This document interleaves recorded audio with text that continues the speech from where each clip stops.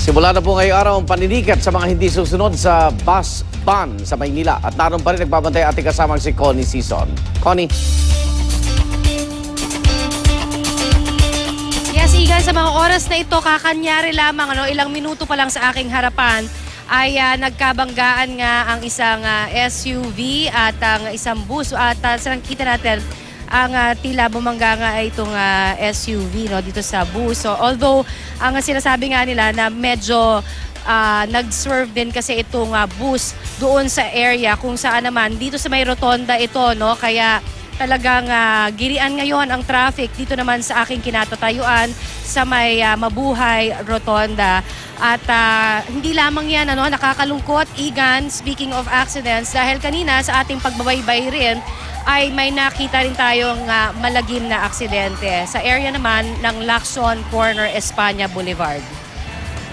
Alright mga kapuso, bumaba po tayo sa ating UH Jeep dahil na rin nakita natin na meron pong aksidente dito, involving ang isang 10-wheeler truck. Nakikita ho natin ito at isa hong motorsiklo na balita ho natin ay nakaladkad bandang alas 4 ng madaling araw kanina nito pong 10-wheeler truck.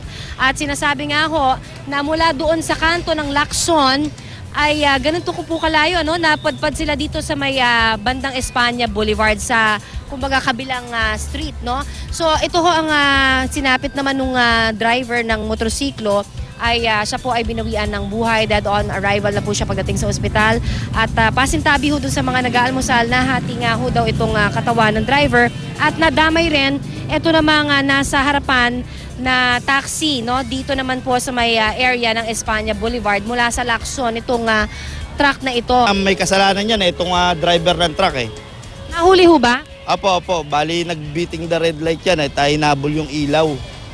Bali, naka-stop na yung motor at kaya sumalpok siya dito sa kabilang pagtawid ng traffic light natin. Nakuha natin yung pangalan ng driver ng truck? Bali, nakuha po ni Inspector kasi pagdating ko po, binitbit niya na po So sa ngayon, nasa anong stasyon na po siya? Nasa Traffic Bureau po. Alright, mga kapuso, sa nakikita nyo nga ho, umuusad na ho itong traffic naman dito sa area ng Mabuhay Rotonda. Kani-kanina lamang kasi ay nagkabanggaan ho ang isang SUV at ang isang bus.